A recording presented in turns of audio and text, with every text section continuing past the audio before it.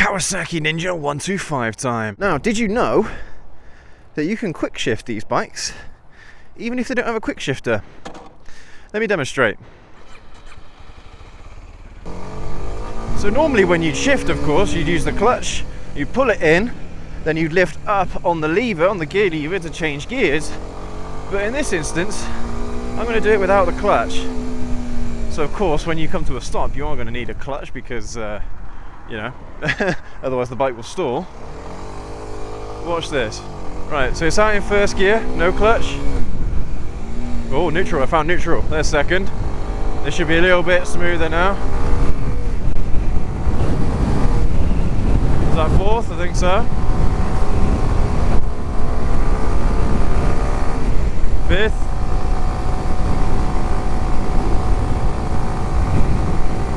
And sixth.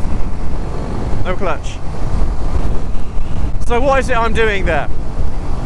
Well, if any of you are familiar with the concept of clutchless shifting, then you're going to know exactly what I'm talking about here. And you can do it going down the gears as well. So there's fifth, there's sixth, excuse me, fifth, fourth, that's third,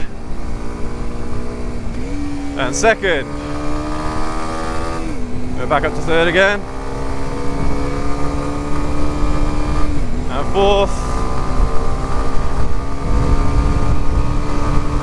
and fifth. So clutchless shifting is literally as it sounds, where you are shifting gears without using the clutch. And believe it or not, you can do this in a car as well, almost just as easily. But this you can do on any motorcycle as well, for the most part. I mean, even cruisers and things, people say you shouldn't do it on cruisers. You can do it on cruisers as well. It's not really a big deal. But some take a little bit more finesse than others, that's the only thing. Like this bike here, sometimes clutchless shifting is a little bit difficult, especially between first and second gear, because you've got to get through that neutral gate first. But once you get past second gear, well, yeah, it's pretty easy after that. And more often than not, you will go all the way into second, but every now and then, just as you saw just then, you'll end up going into neutral instead of second, but you can still clutchlessly shift from neutral up to second anyway, so it's not really a big deal. But I mean, what is more efficient?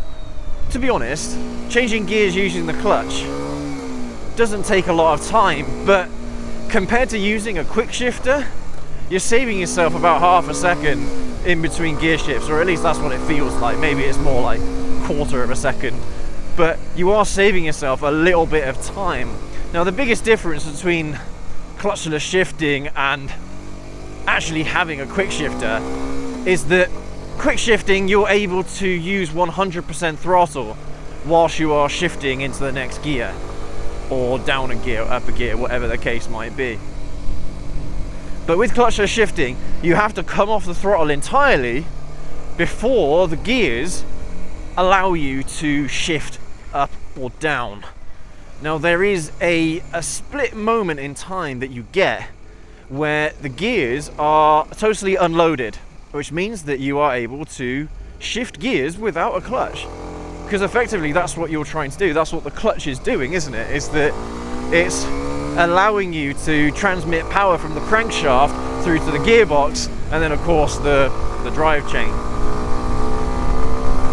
But here we go, so here's another clutchless shift. That's fourth. That's fifth. It's really straightforward, it's really simple. And there's sixth. Alright, so what am I doing there? Effectively, you're coming off the throttle, and that exact split moment, that is when you are going to hit the shifter up or down. So I'm going to go down a gear, there we go. So I'll go down 2 gears because we're going uphill here and we're on a 125. And that's totally clutchless. Didn't need to worry about the clutch whatsoever. See if we can upshift. There we go. So the easiest way to do this is actually to put pressure on the gear lever when you're starting off anyway. you'll eventually learn the timing and you'll be able to do it without having to put any pressure on the gear lever whatsoever. But right now, if I want to shift down, I'm going to put pressure downwards on the gear lever, then as soon as I come off the throttle, it downshifts. And we'll do it again. There we go, I've just come off the throttle ever so slightly, and I push the gear lever down. And that's the same process, but upshifting as well. So I'm coming off the throttle, putting pressure on the gear lever. Hang on, let's see if I can get a little bit of room here. So on the throttle, putting pressure up on the gear lever, coming off throttle, and then I'm upshifting. But I need to go down again because, well, we're stuck behind a slow bus going up a hill, which apparently is slower than a 125 going up a hill, who knew? But yeah, it's a really straightforward process, and it doesn't do any damage to the bike whatsoever. All right, you won't hear any grinding or any, well, you shouldn't do anyway. I mean, if you do, then maybe don't do it on that particular motorcycle. Maybe for whatever reason the gearbox is on its way out, or I don't know, maybe it's just one of those motorcycles that for whatever reason can't do it. But every motorcycle I've ever ridden can do this so far. And like I said, even in cars, you can do the same thing in cars as well. Every car that I've ever driven, you can do this as well. And every now and then, you might actually accidentally do it without realizing.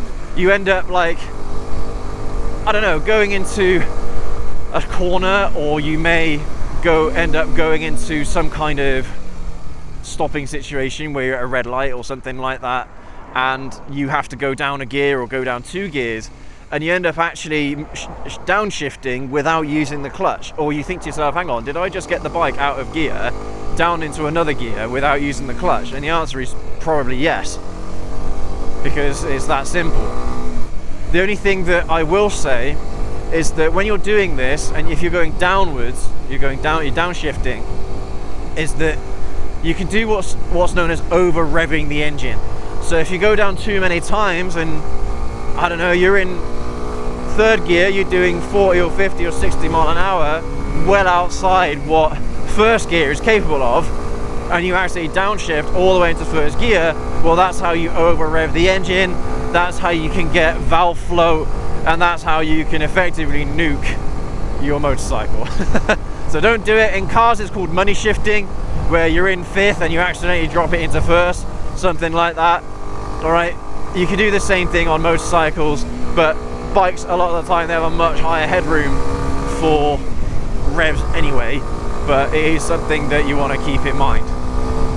So just be careful when you're doing it, but by all means go ahead and practice it. Like I said, it won't do any damage to your bike if it sounds anything different to this, which is nothing. It doesn't sound like anything. It should sound like a normal gear shift. If it sounds anything different to that, then don't do it.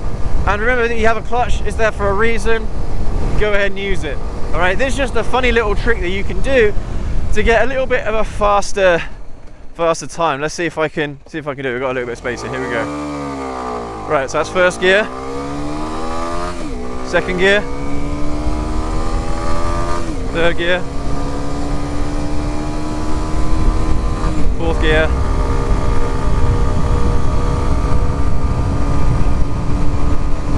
we're all going up hill as well, 5th gear. Right, so it does save you a little bit of time doing the quick shift up just for pure acceleration, pure 0 to 60 times. So even just then, I was able to clutchlessly downshift into 2nd gear. It is quite an easy thing to do, and you don't have to force it either. You don't have to put a lot of pressure on the gear lever to do it, but you'll learn through time to time it. Right, so I haven't got any pressure on the gear lever right now. I just come off the throttle, and I instinctively know when the right time is to move that gear lever up and down when there's no power being delivered to the gears. It's all mechanical, and I know the basic mechanics behind it, but if you don't believe me, go ahead and do your research, have a look. But clutchless shifting is quite a common practice. Well, I say a common practice because you have a clutch, you don't really need to, but at the same time it is something that the vast majority of vehicles can do. Cars, motorcycles, it's not a problem for most of them, the vast majority of them. So yeah, really easy, straightforward thing to do, and definitely go ahead and practice it, especially if you have a clutch system, a wire clutch or something like that, I don't know, for whatever reason, if your clutch ends up giving out and you don't have any more clutch, it's a good skill to have to try and get you home. Now, getting the bike started to begin with, you're going to have a little bit of trouble, but I mean, you can rock it off the starter motor. You should be able to rock it off the starter motor. Maybe that's something that you can't really do anymore, but what are you doing? God's sake, what a moron. You had right of way. Maybe it's something you can't do anymore on these newer bikes, I don't know, but on older bikes, that's certainly something that you're able to do. But yeah, it's just another little skill to have, and the more you know about bikes, the better. Alright, and it's a fun little trick that you can do every once in a while just to amuse yourself if you want to get a slightly quicker 0 to 60, or want to get off the line slightly quicker, where you don't have to worry about pulling the clutch and letting it out. You know, it's just one little thing that you don't have to worry about, and it does make it a little bit quicker, I'm not gonna lie.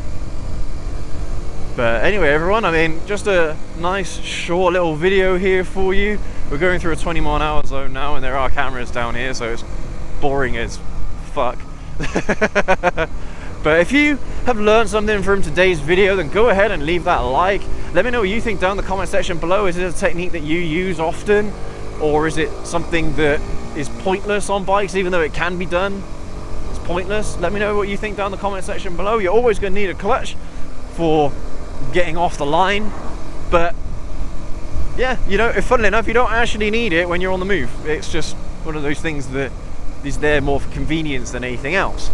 But let me know what you think down in the comment section below. As I've already mentioned, hit that subscribe button, hit that notification bell so you don't miss any of our future uploads on the wicked Kawasaki Ninja 125. This is my wife's motorcycle, and it's a wicked little machine. So if you don't want to miss any of our content on this motorcycle going forward, then definitely hit that like, hit that notification bell, and we'll catch you all in the next video. Everyone, take care, ride safe.